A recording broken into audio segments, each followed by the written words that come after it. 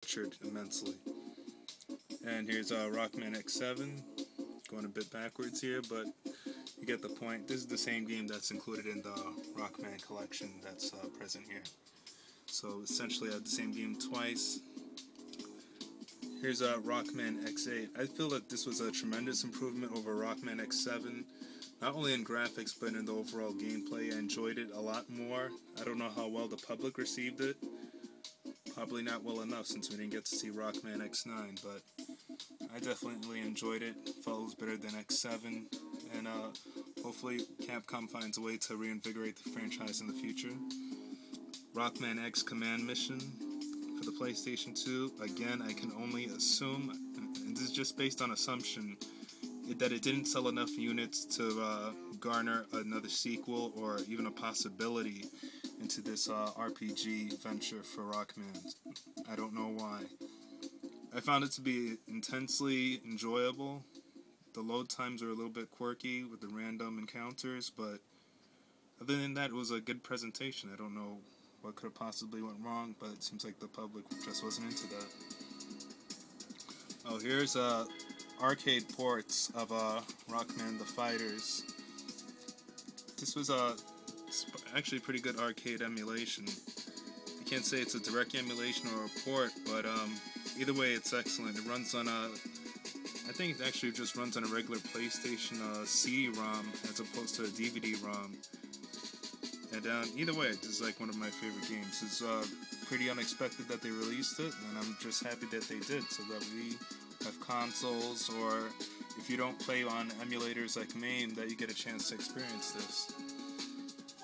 And then here we just have Rockman EXE Grand Prix, Battle Chip Grand Prix right here. Here's the original Rockman Execute, Rockman EXE, Rockman Execute Black. I'm still unable to find part 2, I don't know why. And then as far as the color variations go, I didn't really care, because at the time it seemed to be spawning to almost be like a Pokemon collect them all franchise, and I'm really not into that, so I pretty much had to cut the series off at 3. I might get them in the future if the prices go down a little bit lower, but I'm not out to go out trading and collecting them all for a Game Boy Advance game.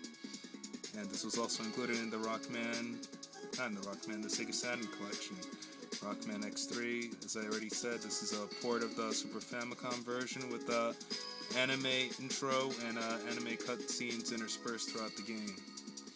And here's just Rockman X in his ultimate armor with Zero, and I'm just going to warn you, what you're about to see right here is really ugly neglect as far as collectible figures, because when I purchased this was at a time that, like I said, probably said in an earlier video, I really didn't give a crap. I just wanted to display them, just look at them, not maintain them, not think about resale value or presentation for the future.